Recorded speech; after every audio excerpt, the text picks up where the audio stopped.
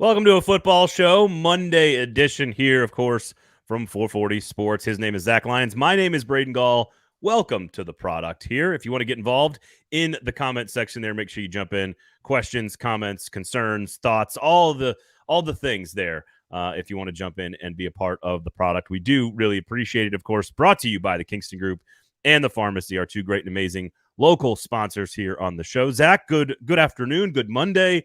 How was your weekend, sir? It was a pretty good weekend. Did a lot of outside activities. That included writing articles and drinking outside on Sunday. It also included walking the dog and going to a park and actually doing adult active things. What a gorgeous Sunday. Took the girls to the She Believes Cup, the wife and the girls.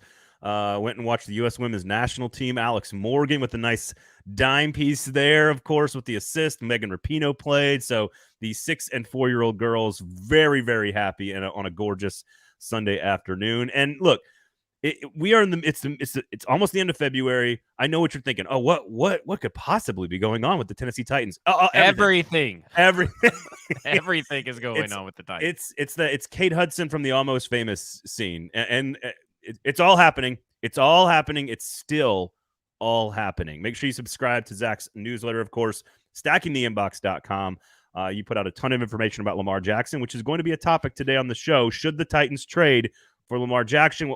We've gone through Aaron Rodgers. We've gone through Derek Carr. We've touched on Jimmy Garoppolo. We are going to get to Lamar Jackson today, and that sort of concludes your series, right, Zach? Where I got one more coming tomorrow where I talk about Geno Smith, Baker Mayfield, Teddy Bridgewater, and Sam Darnold. So like the extras. The extras. And I really tear into people who, think that the Titans are going to tank. I feel like you're wasting emotional, mental energy, and you should just clear it off your mind. It's just better and healthier for you. And I tear into Mike for his Teddy Bridgewater, continually bringing up that name. Oh, Mike Herndon? Oh, yeah. I'm sick of it. I'm sick of this Teddy Bridgewater bullshit that he brings up like every episode when we talk about quarterbacks. That's, of course, on the Football and Other Efforts podcast. Make sure you check that out. We'll talk about the franchise tag window begins on Tuesday, so we'll talk about maybe some of the Titans strategy around that. We will kind of finalize our predictions on where all these quarterbacks, because again, you've gone through this series looking at all these big name quarterbacks. Where do we think they actually will end up in 2023? So we'll get some predictions from you on that one, as well as, again, what the Titans are going to do at the position, which I think we all kind of know what the most likely scenario is. There's always a mock drafts, and I know you and Herndon have this debate as well. Like, mock drafts are out there everywhere, and you can't ignore them. But like, I think you should. But there's the more important debate is why. Like, it's okay to read them and have fun, but there's a why behind why you should kind of take them with a grain of salt. I think most people understand, but I feel like we need to a public service announcement today on the show, because we're into that season now. And then, of course, a quick State of the Union quarterbacks in the SEC to wrap things up today on the show. So a lot of stuff still happening. Pharmacy, Kingston Group, our two great sponsors. Let's talk about them for a second real fast here.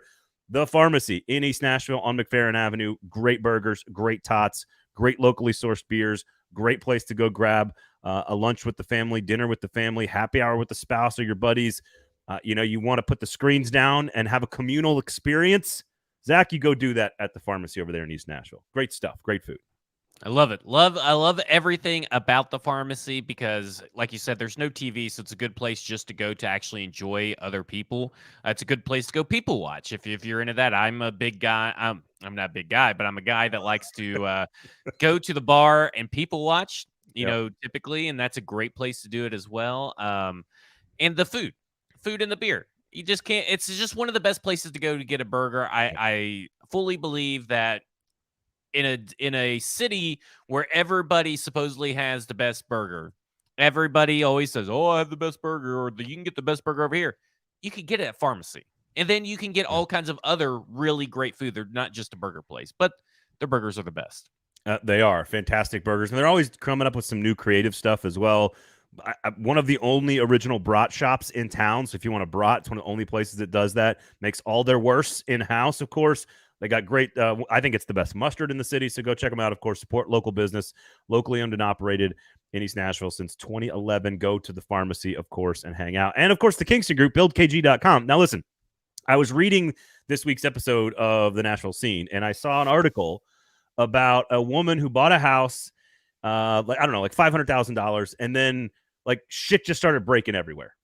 And if you live in Nashville, one of the biggest concerns that you will have right now if you're purchasing a house is like, how good was this renovation? Right? Like, how good was the renovation? And how can I trust these contractors? And I'm reading this article just going like, man, I wish I would have told this woman to go talk to the Kingston Group because, and it's not meant to be like, I'm not trying to like poke fun here, but it is an actual problem in this city. Shoddy repair works, shoddy flipping of houses by small contracting groups that don't do it the right way and cost you and your family money. So avoid all that garbage, avoid all that stress, avoid all the lies and the litigation. It affects people buying $400,000 houses and $2 million houses. Avoid all of that by just going to buildkg.com. The Kingston Group, talk to them. They will make sure you get none of that stress in your life, Zach. None of that stress. You don't need stress. It's already stressful enough without having to worry about while I'm asleep, is my roof going to cave in on me? Did they not did they not wrap the wires? Are there exposed wires near my broken pipes? Yeah. Because that's a recipe for disaster. You can't have exposed wiring and broken water pipes in the same area. Your house will just go up in flames. And I'm not, listen, I'll make this statement. I'm willing to bet you that a Kingston Group house has never gone up in flames because of shoddy construction work. I'm willing to bet. I would have to agree. I think that's a good bet. Put a stamp on that. Stoney says, Zach, when is the Ryan Tannehill versus Daniel Jones article coming? Never. He got a new agent, of course, Daniel Jones. But if you want to read all of the articles, Ryan Tannehill versus, right? It's Ryan Tannehill. Stacking the inbox.com. There you go. And you had one with Aaron Rodgers. Your most recent one is with Lamar Jackson. You got him with all the guys. You got one with the scrubs coming up later on as well. So again, just check it out, and we'll do some kind of final thoughts after you've gone through that entire process. We've got some final thoughts for you on where the quarterback situation should be for all these guys in the NFL. But let's start real quickly with the franchise tag. This is not a thing the Titans have done a lot. They did it with Harold Landry to sort of extend the negotiation, and it worked in that situation. I guess David Long and Nate Davis are, in theory, a part of this conversation in some small way. What do people need to know about the non-exclusive, exclusive, and transition tags for the NFL period that begins on Tuesday this week? Okay, so the exclusive franchise tag is the one where the player, basically you have full rights to the player. You can still negotiate a trade, but they cannot go and, seek out trade compensation. The non-exclusive franchise tag is basically you give them an offer sheet. They shop that offer around, and if someone signs them to an offer, you as a team can have first right of refusal. And if you say, hey, I don't want to match this offer, you get 2 first-round picks. And they're typically going to be 2 first-round picks, future draft picks, depending on when that actually happens, right? So you can get one this year and one next year. But if you don't have someone signed that offer sheet, basically the whole NFL could say, oh, we'll give you 2. Now you have to take 2 first ones next year. The transition tag means you get nothing if they walk and take a deal elsewhere. So the transition tag is typically cheaper. The middle one is your non-exclusive franchise tag. That's the one that you see all the numbers for when they say just franchise tag. That means non-exclusive, because the exclusive is at the time of the deal. The numbers, basically, when Derek Carr signs, that number goes up. These other numbers are locked in, right? The exclusive franchise tag number is not locked in. You never see what that number is because it's so rarely used. Right. And it's based on if Geno Smith signs, gets a deal. What if Daniel Jones, when he signs his tag, or maybe he waits and gets a deal, and all those numbers just continue to go up and inflate.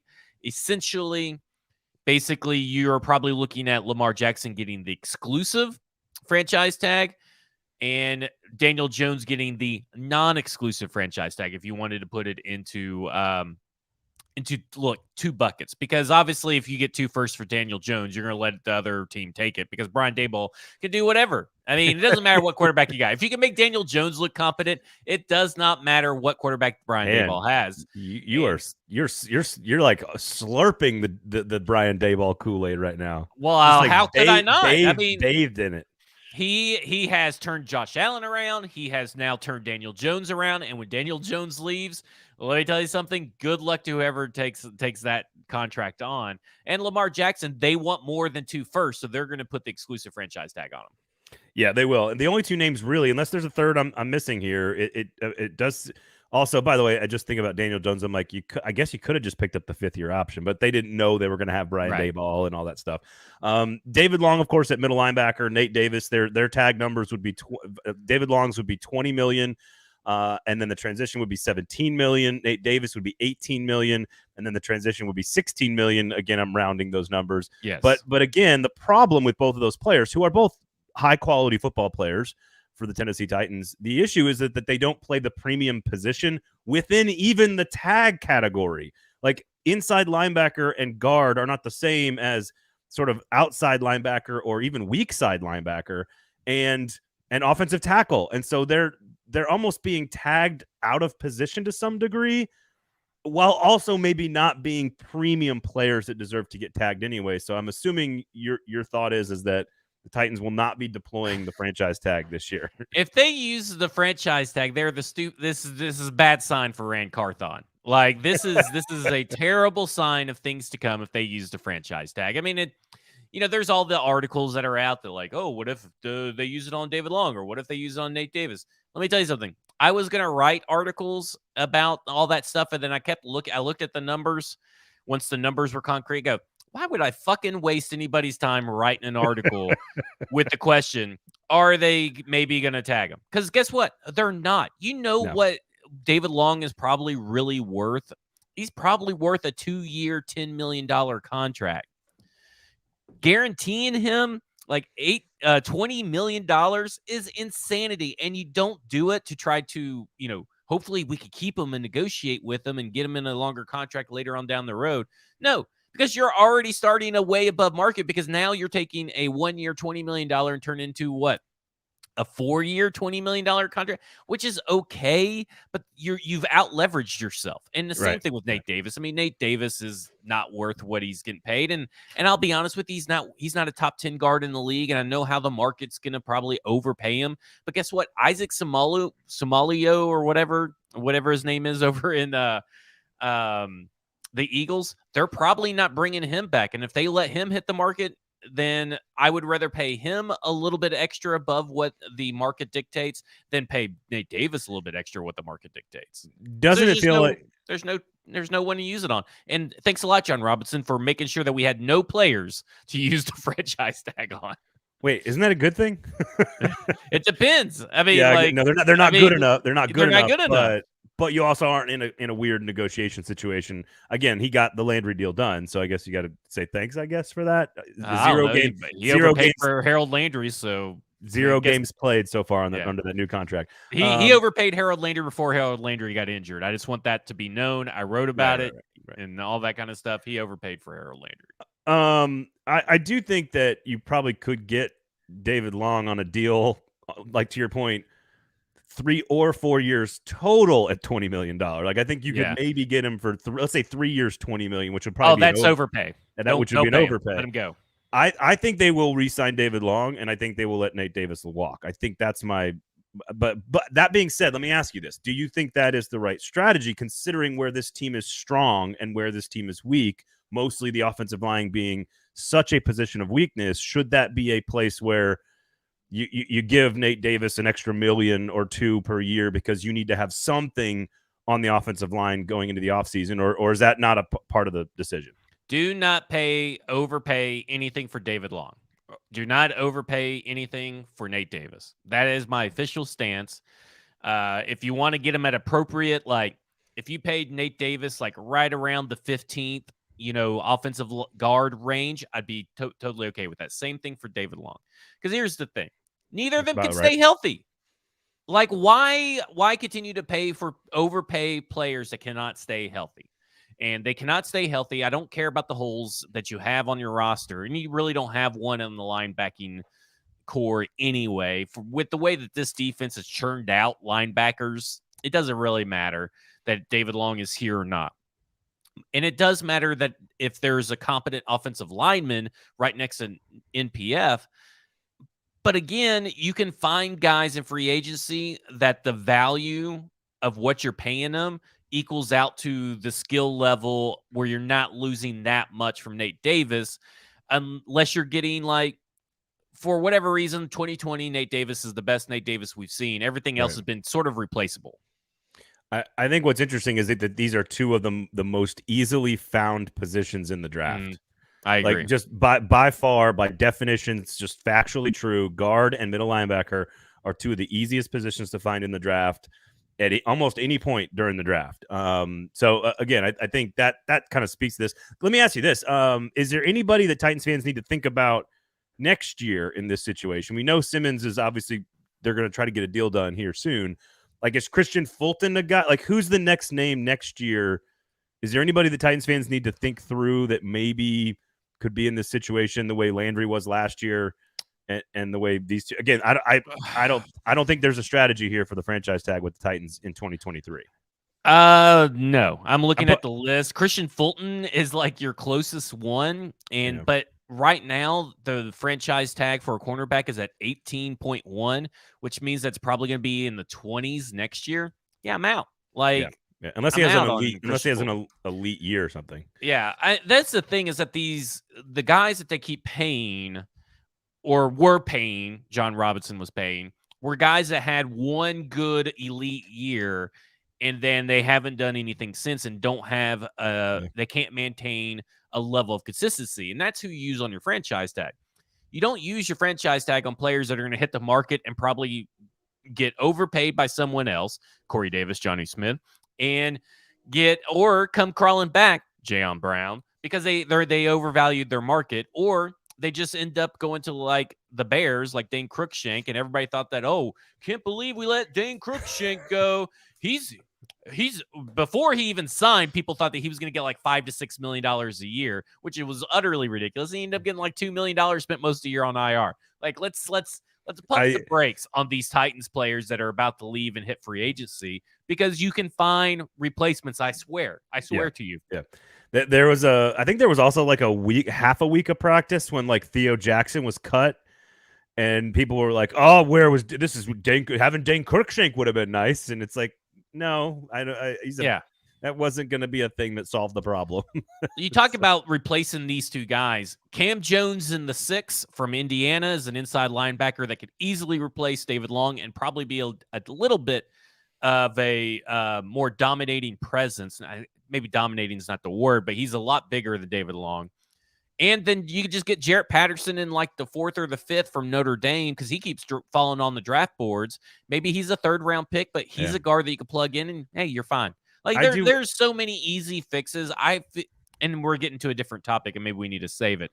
But this whole rebuild, retool, it's going to be really hard for the Titans to bounce back.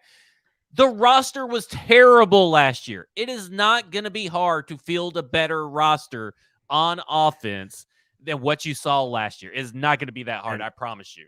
And it's the NFL, where literally things change every single season for almost every team. Like, it's just the way I will say, I like David Long's game a lot. The problem is he's undersized for a player of his position, who also plays with the kind of intensity and passion you want from a middle linebacker.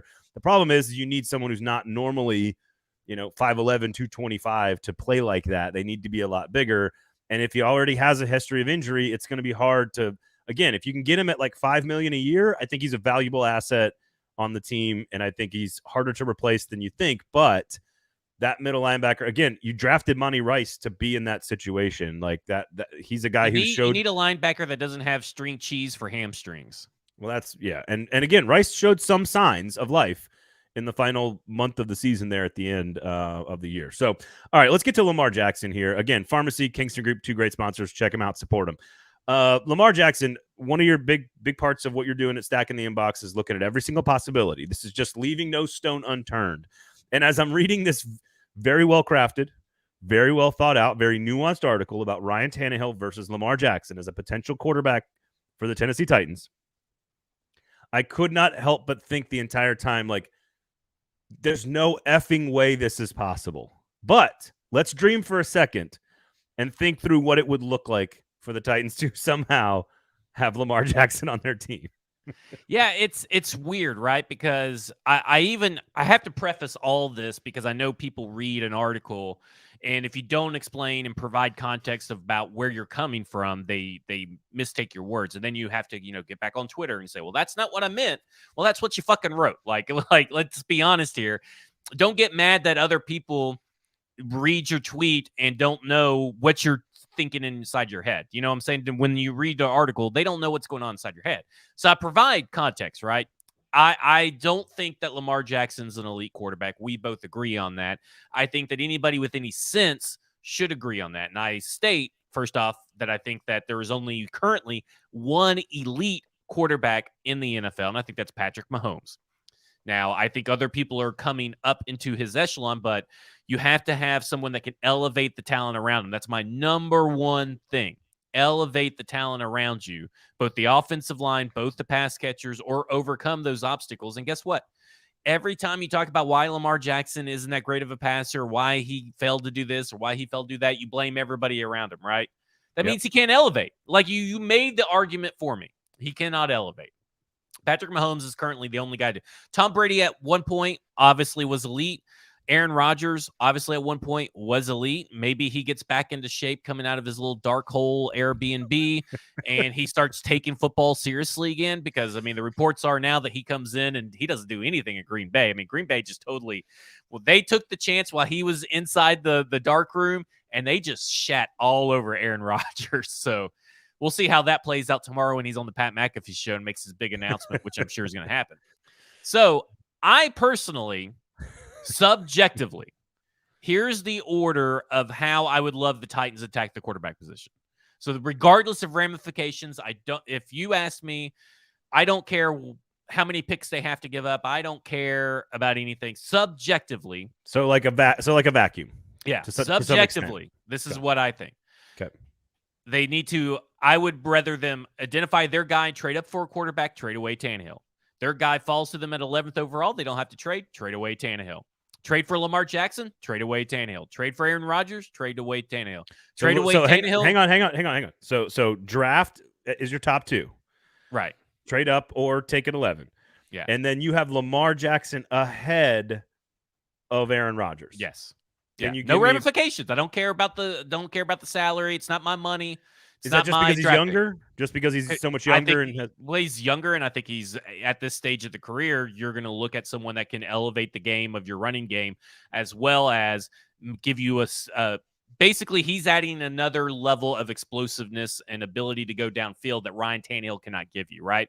Like Ryan Tannehill may be the better pure passer, but the better player is Lamar Jackson. Like, if you talk about putting Lamar Jackson on this team, you're picking up at least 6 or 7 extra rushing touchdowns. You're giving Derrick Henry a little bit more breathing room, and you're adding the vertical element of the game because he has more air yards. So, like, yeah, I completely agree with your Lamar Jackson to Ryan Tannehill comparison. And actually, if you read the inbox, which I suggest everyone should, I actually kind of there's like not a lot for me to argue with you about because I think every point you lay out, I completely agree. The only thing I disagree with is I would have Aaron Rodgers ahead of Lamar Jackson.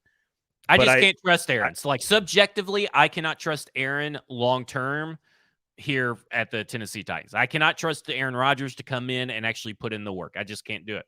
That's fair. Now, I can trust Aaron Rodgers enough that I would be okay with trading away Tannehill and then trading for Aaron Rodgers and then trade away Tannehill, roll with Jimmy G as a, cheap quarterback bridge option. Right. Then it's extend Tannehill, and then it's everyone else. Like, that's my top 7 scenarios subjectively. Objectively, there is no way the Titans are going to trade for Lamar Jackson. And I know I've said that about Julio Jones. I know I said that about Zach Cunningham falling through the waiver wire. But let me tell you something. I firmly believe that this would be a bad idea if the Titans traded for Lamar Jackson. Again, you lay it all out in the article, so it's hard for me to even try to replicate all the things. But again, the Rodgers comparison again, $15 million, and I'm not talking about cash. I'm not even talking about acquisition cost. I'm not talking about anything. Just the potential salary cap hit with Lamar Jackson versus Aaron Rodgers isn't even comparable, really, right? I mean, every single thing that you lay out about Lamar Jackson, whether it's trying to trade for him, whether it's trying to re-sign him, whether it's the cap hit or the cash on hand, like literally every box you try to check with having Lamar Jackson outside of the vacuum, right? Like in the vacuum, we like him. He's a really good player. He's better overall player than Tannehill, all the things you said. But when you get into reality and you try to you got to trade for him, you got to re-sign him, you got to take cap hits, you got to have cash, all this stuff, it's virtually impossible to make the case for it to even happen in any way logically. It's almost virtually impossible for any NFL team. Right. Like there is like the Texans could probably do it. That's about it. Like when the Ravens really have a lot more leverage than what people want to give them credit for, because not only do you have this quarterback class, but you also have next year's quarterback class. And Lamar Jackson isn't a sure thing that's going to put your team over the top. Like that is the issue that you have with Lamar Jackson. And you're talking about trading away, because remember, this is at minimum, right? Because we know that essentially he got Deshaun Watson, who had sexual allegations stacked up a mile high and hadn't played football in a year and a half. And he got traded away for 6 draft picks, 3 first-round draft picks, a 4th round, 3rd round, and a 4th round in the subsequent years. That's the minimum the Ravens are going to want for Lamar Jackson, because they're in the driver's seat. They have the franchise tag. What's the worst thing that can happen? Lamar Jackson doesn't play? Well, let me tell you something. That does not work out for the player. I know players want to think that, if I sit out and don't play, then it's going to work out for me. No, because the market's going to get filled up. And you know what happens after you don't play for a year, and especially coming off an injury, so you didn't play a year and a half? You're going to look like Deshaun Watson. So they're in a crazy situation where I know everybody's expecting there to be some massive trade market for Lamar Jackson, but I don't see it, because I look at this. How much do the Tennessee Titans have to spend? How much is Amy Adams-Strunk herself, the board of ownership, responsible for in the new stadium? Not including the PSLs, isn't it like 500 million, 700 million? I would say 5 to 700 million is a okay. rate. So let's split the difference. 600, right? Okay. Yeah, 600 million. If you were to pay Lamar Jackson and sign him to a contract that was, I believe, is a $208 million fully guaranteed, you would have to keep $193 million in escrow in the first year, in 2023, when you sign him. That's 32% of that $600 million number that she's already selling assets for to get out. It's just impossible. Can I float a little nugget here that a little birdie told me? Just as a kind of a to put like a ribbon on what you're saying, or a bow. I guess you don't put a ribbon on it, you put a bow on it. The rumors about what the PSLs alone could cost in the club level of the new stadium are 6 figures potentially, which is insane. And think about even that. Let's say you have, I don't know how many you would need. Let's say you had like 10,000 of them.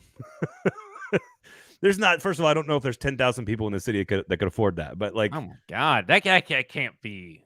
But think about. But even just hit that max number, and then say that they're going to make all of that, right? Like, do the math on what would, I don't know how many club level seats are in Nissan Stadium right now. Would you guess? I'd say 20. 20,000. Yeah, maybe no. 15. 15. 10,000 probably. 10,000. Okay. So 10,000. So if you do some quick math. And I'm doing this real quickly here on my my iPhone here. I mean, again, even if you get to like $100 million, which is impossible, even at an extremely high price of PSL money coming in. I'm saying all of this, first of all, to drop a little nugget on you, but second of all, to say, even at that extraordinary price point with, let's say, 10,000 new PSLs at $100,000 a pop, that still doesn't come. That's like half a year of Lamar Jackson. Right. Like, see, that's the thing to me. And so you're given for a new GM to come in and say, hey, I know Lamar Jackson hasn't finished the last 2 seasons, but we're going to trade away either 3 firsts, a few seconds, and a 4th for Lamar Jackson, or 7 draft picks, maybe, because the minimum was 3 firsts, 2 thirds, and a 4th. and we're going to pay him that $208 million guaranteed and take on 100 and I just realized I didn't put in the cash right on my article. Put in a You also had Aaron Rodgers $193 name in there million. too. I have it in this thing, but I put it in the wrong thing. It's $193 million in the escrow account at the time the contract is signed. That's insane. I would look at my general manager and go, you are a crazy person, because there's no way that you could take Lamar Jackson at that cash price, pay Jeffrey Simmons and escrow his, get enough people around him. Because remember, what I've noticed about all these quarterbacks that are, by the way, the 4 quarterbacks I've talked about, Jimmy G, Lamar Jackson, Aaron Rodgers, and Derek Carr, they've all had top 10 offensive pass blocking offensive lines. That's all you need for this team to go from the shit cellar to at least, maybe like ground floor in your living room. Like they may not be in the penthouse, but they'll at least make it they'll get out of the boiler room and at least get in the hotel lobby. By the way, I just redid the math. I apologize. If you can get 1,000 people to buy $100,000 PSLs, you can get to $100 million. Yeah. Point is that's like 1.5 years of Lamar Jackson. Right. Or 2, or maybe 2 years of Lamar Jackson. So, and again, that is with an additional 1,000 people spending 6 figures on just the right to buy tickets, which is, again, that we all know that the PSLs are going to be extraordinarily expensive moving forward in the new club levels. But again, like that's so far down the road that that doesn't affect the way this team functions. You would have to get your value for the Titans to get their value out of Lamar Jackson, or really any team that is going to possibly try to take on this, headache of a contract. You have to think that you can guarantee at least 2 Super Bowls. I feel like that's the only way you get your value out of it. And if you're a team like the Texans, okay, they got 4 first-round draft picks. So they are a team that I think could look at this situation and go, okay, well, maybe we can make things work. I mean, we're the Houston Texans. We got $37 million in cap space right now. We have a ton of draft capital that we can maybe maneuver around. Maybe we only give 1 draft pick in each and keep a first-round draft pick in each of these, and we can build around Lamar Jackson. We can put him in this San Francisco offense, and we can cook. And by year 4, we'll be at the top of the division and all this stuff. And guaranteeing not just 1 but 2 Super Bowls. Yeah. Like, that's more than Aaron Rodgers, Brett Favre. That's more than that's twice as many as Dan Marino. That's as many as John Elway won. Like Peyton Manning. Like, there's just no way that you can guarantee Lamar Jackson's going to win 1, much less 2. And when you're the Houston Texans, you're sitting at number 2, right? So why do you think you need to trade? Wouldn't you just stick and pick like at that point and build your offense around a different way? So, which leads us I think he's going to be a Raven. Which leads us right into our predictions for all these guys. And I think Daniel Jones and Lamar Jackson are not going anywhere. Yeah, there's no way Daniel Jones is going anywhere. Those 2 are either re-signed or franchised. And let's be very clear. You talked about the effect of a player kind of sitting out like a year. Like Lamar Jackson kind of already did that for like a month and a half. He kind of already rested his body. And I'm not saying he wouldn't have played if he couldn't have, but he did. There's lots of reports that were swirling about that. But I think Lamar Jackson, Daniel Jones are franchised. I think Ryan Tannehill is extended, which is the most likeliest scenario for the Tennessee Titans, which you, again, lay out multiple times about how they could save, about $15-16 million with a restructure in that contract. Where's some other names going here? We know that Brady's out. Is Rodgers the Jets? Is that really where we're at with this? It's tough because I really think that he's going to go to Vegas. Okay. I think Las Vegas, go back to Devontae Adams, head over there. Yeah. You got all the free weed dispensaries. It's legal. You can do all that kind of stuff. You can go party, go out to the desert and do your ayahuasca retreat. He should have gone to Denver, he should have gone to Denver last year with Nathaniel Hackett. And then, mushrooms are legal. That to me tells me he's not going to the Jets, because if he really valued Nathaniel Hackett, wouldn't he have gone last year? I don't know. Maybe he hated the situation. But again, shrooms are legal in Colorado. Yeah. This guy's clearly if you go to Vegas, you're just a short ride over to the Colorado state line. That's true. I think the hardest one to pinpoint, Because I know what you're going to say with Derek Carr. You're going to say Saints. Saints. Okay. So the hardest one for me to pinpoint is Jimmy Garoppolo, which basically ends up with the Jets. I mean, I don't know where else does Jimmy Garoppolo go? The Texans. Okay. I think they're a sneaky team to say, okay, Davis Mills, we know what he is. We're not gonna. We need someone that can teach our system to the next quarterback.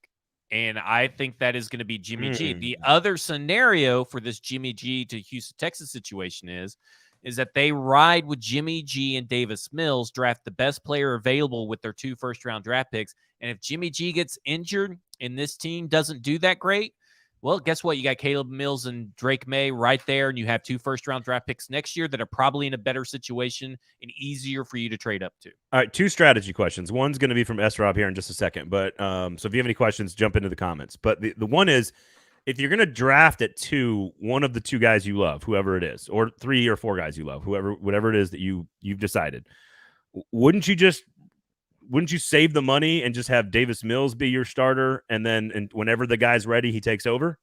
Who do you want teaching the new offensive system? Like, I think that's is that worth $25 million though? I don't think he's going to get 25. I really don't think he's going to get $25 million. Oh man! And if you're drafting Bryce Young, don't you kind of want to go the Kansas City route and get him a little bit more protected? I mean, that's the thing. Jimmy G, Alex use Smith, that money. right? Use that money on other players around him. Dude, they got plenty of money. I mean, like, Davis Mills suck. Quit pocket watching the Houston Texans. They got plenty of money. It's not about that. It's about It's about like signing a guard and a receiver. It's a long-term investment to the health of into the mind of your quarterback. Davis Mills does nothing for this team whatsoever. I hear you, and I understand what you're saying. I am not, even at $20 million, I'm not paying a tutor. I think he's going to be under $20 million a year, but I will it's bet also you going to be like I will what more whiskey, more bottles of whiskey that you owe me because you've lost a bunch of these. Malik Willis did not get drafted by the Steelers at 19 overall. I guarantee you Jimmy Garoppolo makes more than $20 million. I'm not feeling that. I'm not feeling that convicted. I don't know why you think I'm feeling that convicted. I am saying I don't think. I don't feel that he's going to get that. Because you look at what he got last year, you look at the lack of trade market that he had over the last 2 seasons. They try to get rid of him. He's constantly injured. I just have a hard time seeing that he's going to get this big contract that everybody's expecting, specifically when you have teams like maybe someone goes to the Panthers that we're not talking about. Maybe Jimmy G goes to the Panthers or something like that.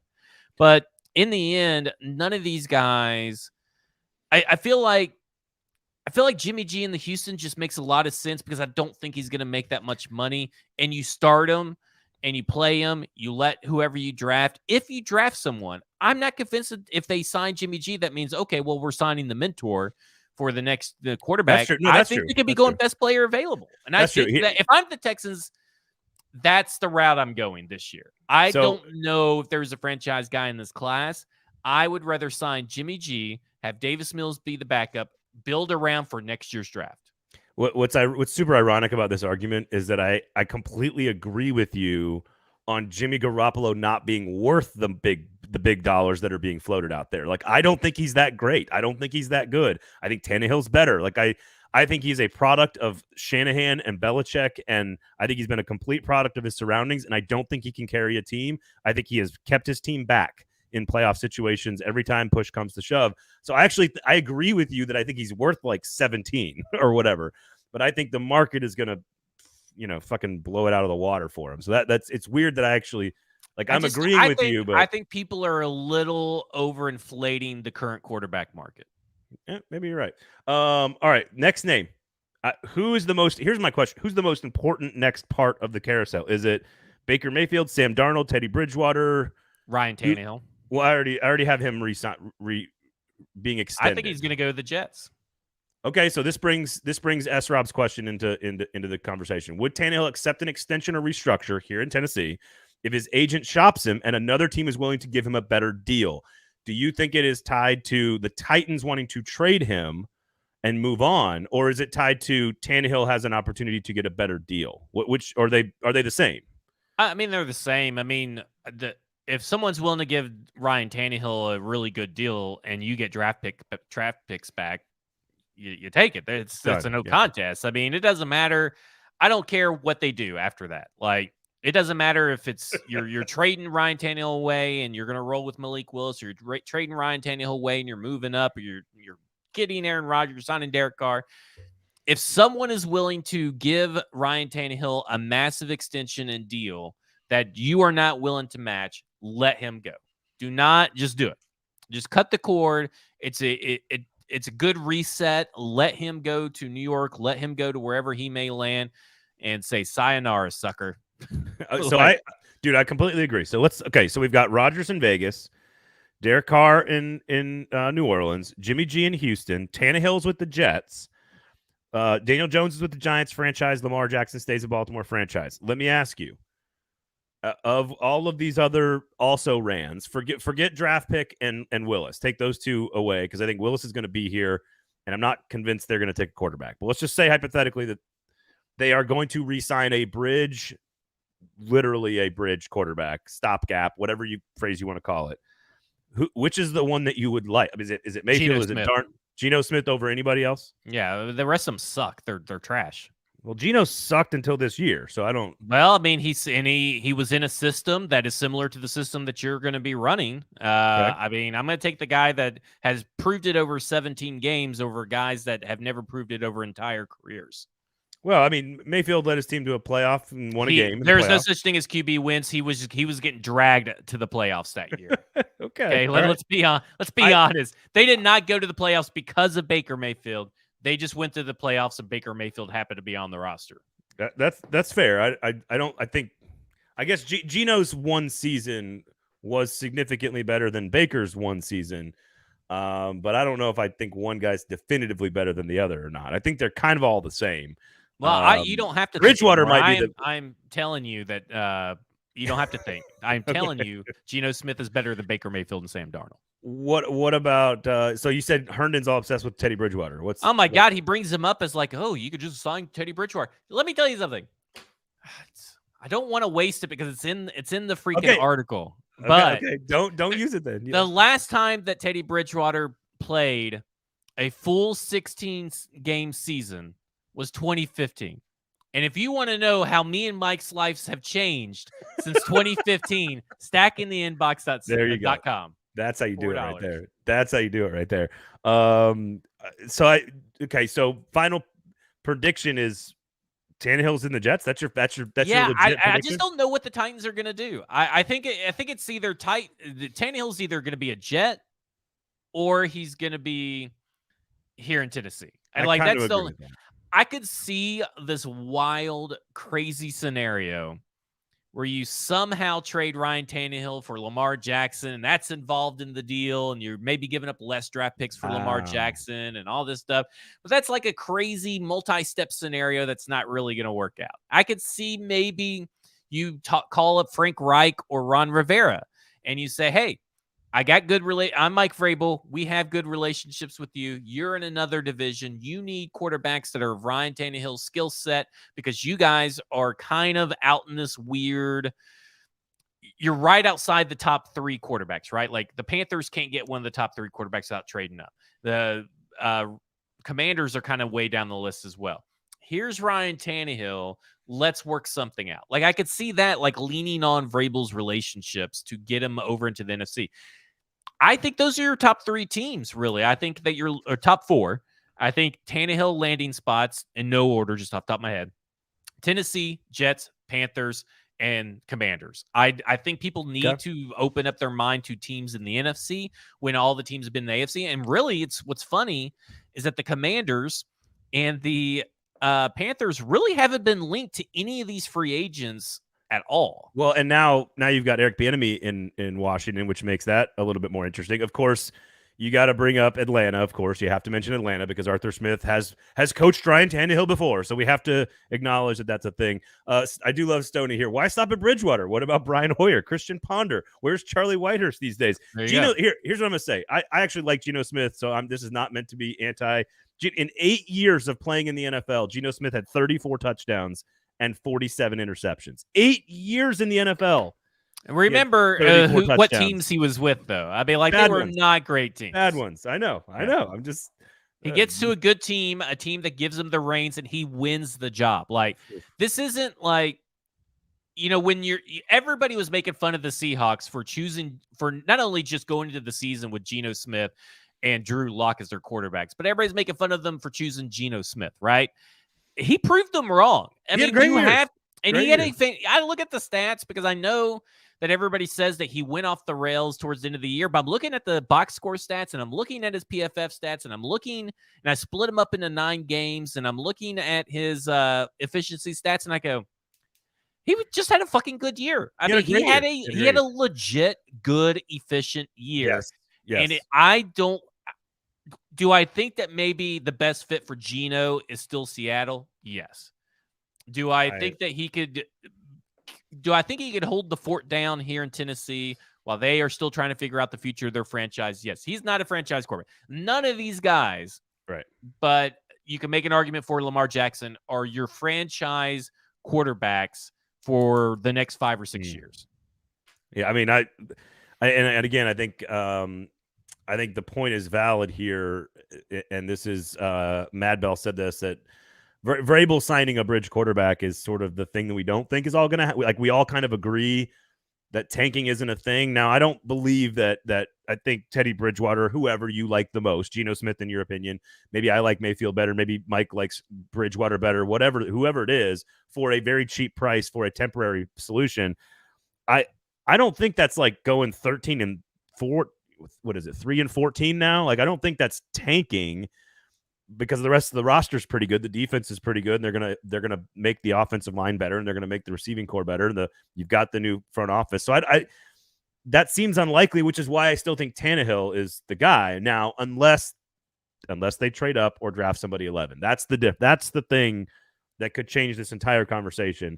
And again, if you're over there at St. Thomas Sports Park and you want to make a statement, just announce that Ryan Tannehill is your quarterback next year.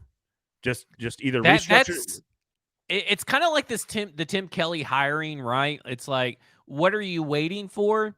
They are actively shopping Ryan Tannehill. They have. Let's be honest. They are not only just in negotiations with Ryan Tannehill as far as an extension is concerned. They are also trying to find trade partner and maximize trade value, because there are people willing to trade for Ryan Tannehill's contract. I mean, there just is. It's just the state of the NFL. And when it really boils down to it, when you're talking about all these quarterback situations, right? You're looking at, and I'm going to pull it up real quick, but Spotrac, the guy who runs Spotrac, put up a really good tweet basically talking about the different trade compensation and guaranteed money. Okay, and I'm going to ask you this, Braden, and our listeners can put their answer into the chat.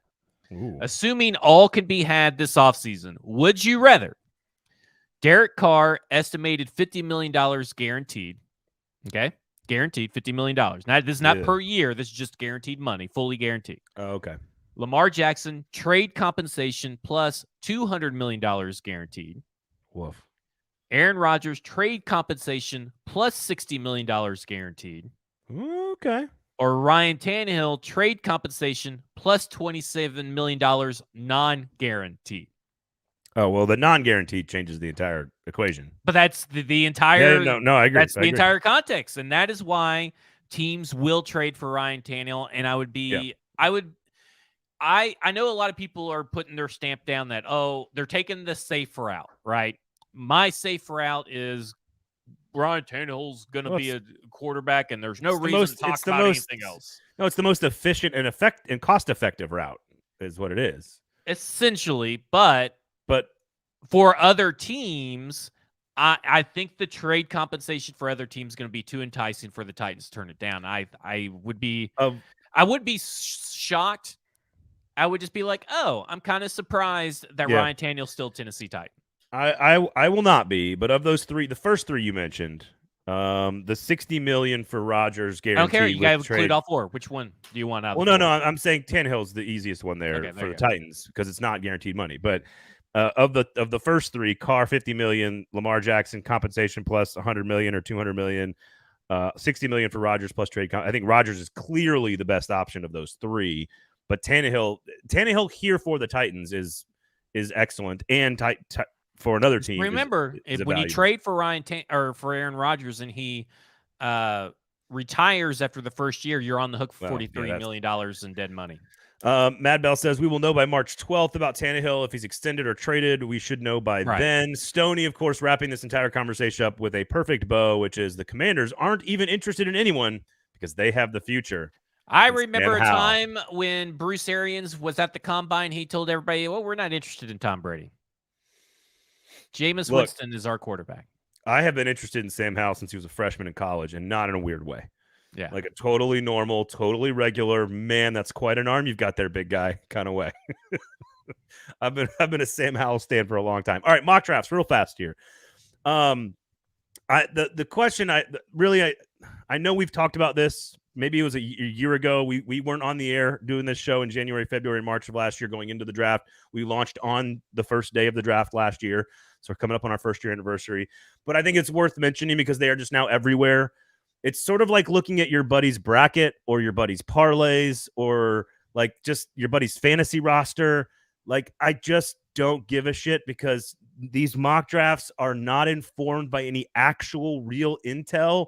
Even the experts that are doing these that actually do know personnel directors and agents and coaches in the NFL, people that I would call friends of mine, they will even admit to me, they'll just say, look, this is must-lie season. General managers and agents they both have an agenda. Every NFL team has an agenda to not let anyone know what they want to do. And every agent wants every single player they represent to be as highest valued as possible. Like if you want to read them, read them. If you want to take a look at what possibly could happen for your team at 11 and then at 41, fine.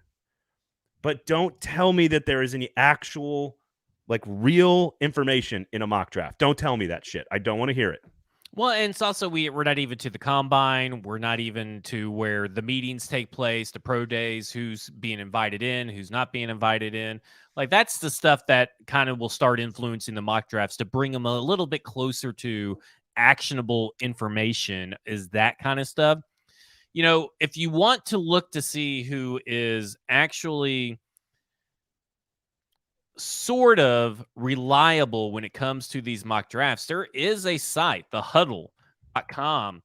Actually, is this like ranking the mocks? They they score the mocks. They don't rank them. Sorry, they accuracy. They basically they've come up with a system that will take into account, you know, if you match the player with the team, you get 2 points. If you just match the player, if you just match the player going in the first round, you get 1 point. Like, I got you. There's a system there to score it. Yeah. Basically, people are only predicting like 30% a player, like 10 player to teams are getting matched almost every year. So like you got to kind of go through it. Like Ben Standig of The Athletic, he's a really good one to go in and look at.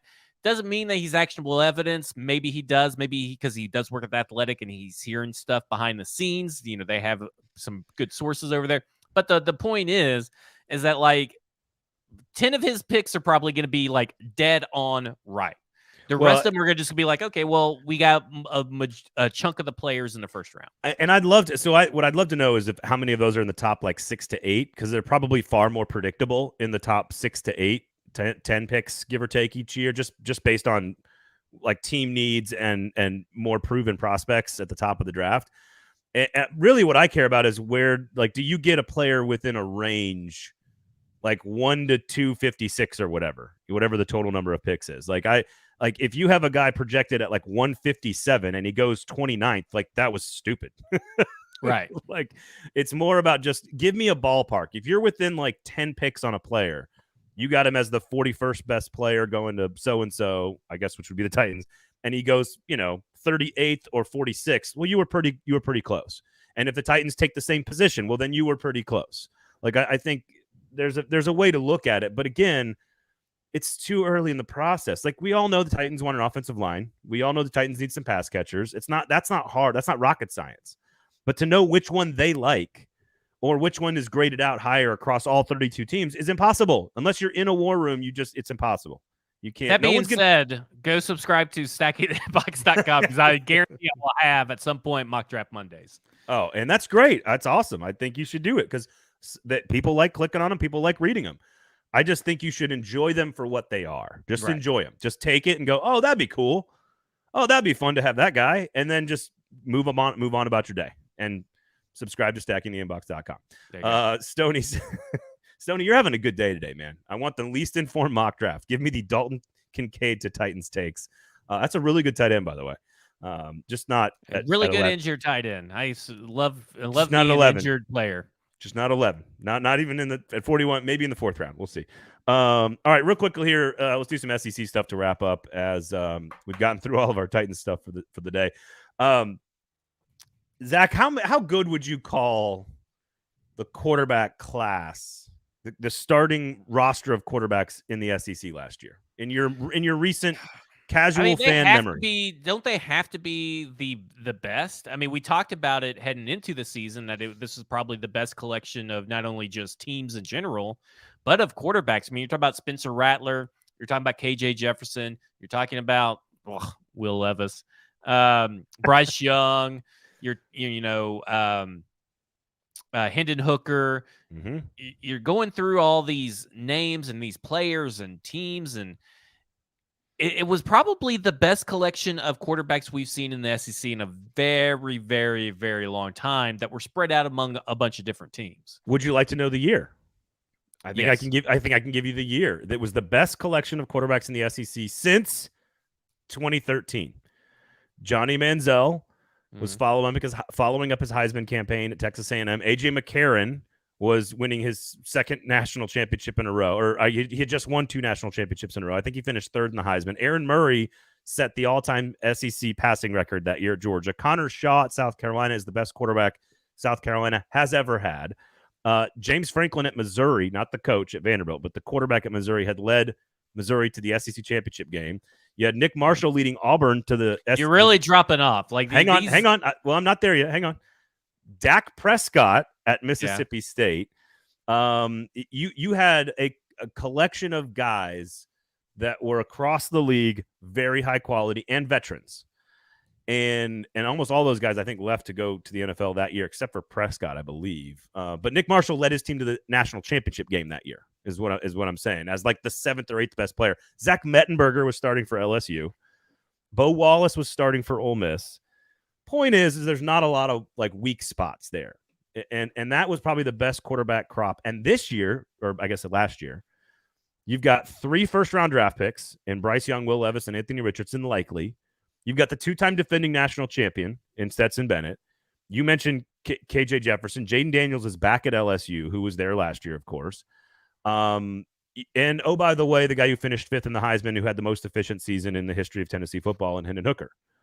So I think the point is to set the scene for this year, 2023. It was the best quarterback league we've had in over a decade, probably, or roughly a decade, let's say, last year. This year, who's the starting quarterback at Georgia? Who's the starting quarterback at Bama? Who's the starting quarterback at Ole Miss for Lane Kiffin? Who's the starting quarterback at Auburn? I mean, it's all question marks across the board. Isn't Florida still technically a question mark too, with everything that's going on down there? Probably. I mean, Graham Mertz transferred in from Wisconsin. He's okay. I mean, he's going to have his best season probably this year. Spencer Rattler, KJ Jefferson is arguably the best quarterback in the NFL or the SEC, right? I mean, when you really look at it, he's the best one. So that leaves Spencer Rattler number 2, or are you putting Jaden Daniels there? I have Spencer Rattler at like number 7. Oh wow! Number 8, I will need to hear these rankings then, because I have Joe Milton at like 10. Yeah, I could see that. But just because he hasn't proven it yet, that's all. Like, he's not proven it yet. Jaden Daniels would be top 4. Devin Leary at Kentucky, the NC State transfer, would be probably number 3. Will Rogers, who has thrown for like 11,000 I always yards. forget Will Rogers. Everybody does. KJ Jefferson, Will Rogers, Devin Leary, Jaden Daniels, probably your top 4. Yeah. Not leaves a lot to be desired. And then probably Ty Simpson, who will win the job at Bama. Probably Carson Beck, who will win the job at Georgia. Are both going. Whoever wins the job at Bama and Georgia are going to have good years. Yeah, exactly. And then it's a combination of like Spencer Sanders, who played 40-plus games at Oklahoma State, who could start at Ole Miss. You mix him in with Joe Milton, who's lost every single quarterback battle in his career in college football, but should probably have his best season. Spencer Rattler, I have no idea what he is. He had 9 touchdowns in 11 games last year. He threw 9 touchdowns against Vanderbilt and Tennessee. So I don't know what Spencer Rattler is. And then after that, it's like, who else? Like Connor Wigman at A&M. Like he's a 5-star. Is Walker Howard going to win the job at Ole Miss? Like you just keep going with like question. It's a whole list of question marks other than KJ Jefferson, Will Rogers, and Devin Leary. Isn't this the most intriguing storyline, would you say, is the state of the SEC quarterbacks and who's going to win all these jobs and what do they all look like and what do they mean for the future of some of these teams? 1,000,000% and tied with coordinators, right? Yeah, because I'm about to say, right? I mean, like, Yep. Georgia, who Kirby Smart is a relatively young head coach, just lost Todd Monken, and they have a Mark Bobo coming in with a quarterback situation that's less desirable, even though that it's kind of almost plug and play, because Georgia's offense just sort of got a pretty great supporting cast around it and a really great defense. Like, okay, KJ Jefferson's probably number 1, new coordinator. You've got a new coordinator at Missouri, new coordinator at Tennessee, new coordinator at Kentucky, new coordinator at Georgia and Alabama, both going through quarterback battles. New coordinator, I mean, you got 3 quarterbacks at Ole Miss going through a battle. Again, Devin Leary's a nice player from NC State, but new coordinator Liam Cohen, which we think is a good move. New coordinator at South Carolina. You want to know who it is? Dowell Loggins. Ooh, oh my gosh, I did not know that. Oh my gosh. The weirdest hire I've ever seen. Shane Beamer, Spencer Rattler, and Dowell Loggins together in Columbia, South Carolina. But it's just Missouri has a guy who started all 12 games last year, basically, in Brady Cook, and has a new coordinator. Like, it is every team either has a quarterback battle or a new coordinator or both in the SEC. Will Rogers doesn't have Mike Leach anymore to run the offense. I mean, like, again, for obviously very different reasons, but just it is so wide open. It's absolutely the number 1 biggest storyline. What the hell are we going to see at quarterback in this conference this year? Because, again, the year after that is going to be Arch Manning time, baby. Yeah. Arch Manning and Steve Sarkisian. Welcome to the SEC. Gross. Oh, man. Well, I could spend an hour talking about the quarterbacks in the SEC, but you guys, go listen to Fringe Element for that. There you go. We'll talk about it then. Football and Other F Words, Pharmacy, Kingston Group, 2 of our great sponsors, of course. Make sure you check them out, buildkg.com. Go into Pharmacy and have a great burger and a brat and some tots and some mustard, some locally sourced beers, all that great stuff. Subscribe to Stacking the Inbox as well. Never a dull moment with you Titans fans. We always have really high-quality stuff to talk about. No empty calories here on this show, Football and Other F Words, as well as all the other great shows from the 440 Sports Network as well. Otherwise, I think that's about it, Zach. Got anything else for the good folks out there? Well, the Jaguars lost their offensive coordinator just now, or was he passing game coordinator? He's passing game coordinator. And he is headed to the Indianapolis Colts. There's some in-division incest going on. Real quick, this Arizona like that's some SEC talk right there. Arizona is assembling the least impressive staff I've ever seen, and while Frank Reich over in Carolina is assembling the most impressive staff I've ever seen. Just want to throw that out there. The Arizona Cardinals are in dire straits for the next few years for sure. Oh my gosh. And they're probably going to draft Jalen Carter, probably, right? With the third pick or something like that. Oh, who knows? We've got a lot of offseason, and we will be discussing heavily what is happening in Jacksonville, Houston, and Indianapolis throughout the course of the offseason. So don't go anywhere, folks. We do appreciate all you guys for jumping into the comments. Again, Kingston Group Pharmacy, check them out.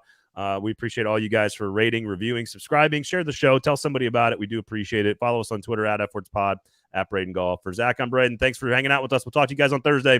This has been a football show. Thanks.